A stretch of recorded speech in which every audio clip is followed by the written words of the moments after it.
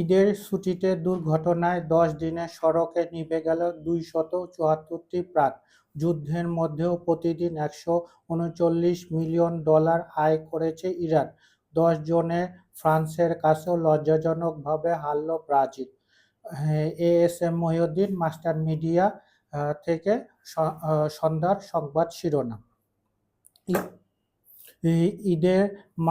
ঈদ মানেই আনন্দ, প্রিয়জনের কাছে ফেরার উচ্ছ্বাস, দীর্ঘ প্রতীক্ষার অবসান।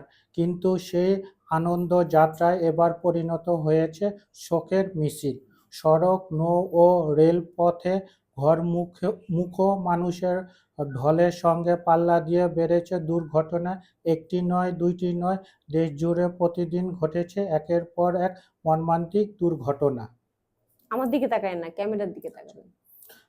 খেলাধুলার সংবাদ। যুক্তরাষ্ট্রের জিলেট স্টেডিয়ামে অনুষ্ঠিত হাই ভোল্টেজ প্রীতি ম্যাচে চিরপ্রতিদ্বন্দ্বী ফ্রান্সের কাছে 2-1 গোলে হেরেছে ব্রাজিল।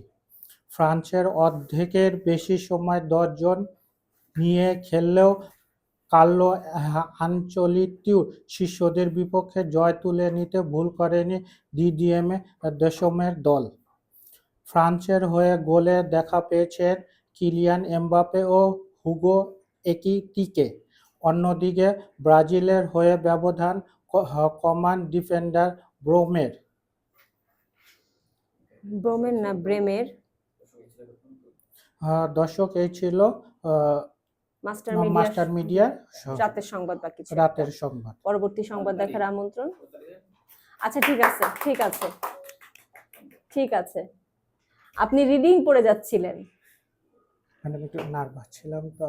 অনেকেই নার্ভাস। আমি বললাম না কেউ এখানে কাউকে মারবে না, কিছু করবে না। আপনি রিডিং পড়া যাবে না। একটা হচ্ছে রিডিং পড়া, নিউজ পড়ার মধ্যে পার্থক্য আছে। ঠিক আছে, আপনি রিডিং পড়ে যাচ্ছিলেন বুঝে বুঝে, যে যারা ধরেন যে ইয়ে পড়লো, অদিতি পড়লো, আফলাতুন আপু পড়লো, দেখছেন ওরা কিরকম মানে এক একটা নিউজ বুঝে বুঝে পড়ছিল, ওরকম বুঝে বুঝে আপনি হেডলাইন্স থেকে শুরু করে একদম লাস্ট পর্যন্ত মানে একদম রিডিংই পড়ে যাচ্ছিলেন।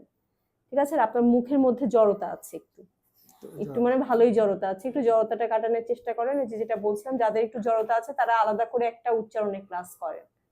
হ্যাঁ, আলাদা করে ধরেন এই ক্লাসটার দরকার হলে এই আপনাদের মাস্টার মিডিয়া ক্লাস শেষ হয়ে গেলে আপনারা কোনোখানে আলাদা উচ্চারণের কিছু ক্লাস নাই, যারা উচ্চারণের ক্লাস নাই, যদি মাস্টার মিডিয়াও করে থাকে আলাদা করে উচ্চারণের কোনো ক্লাস, সেটা কিংবা অন্য কোথাও হয়, একটা আলাদা করে উচ্চারণের ক্লাস করেন, তাহলে মুখের জড়তাটা কমে যাবে আপনার। ঠিক আছে, আর রিডিং এর মতো করে পড়বেন না।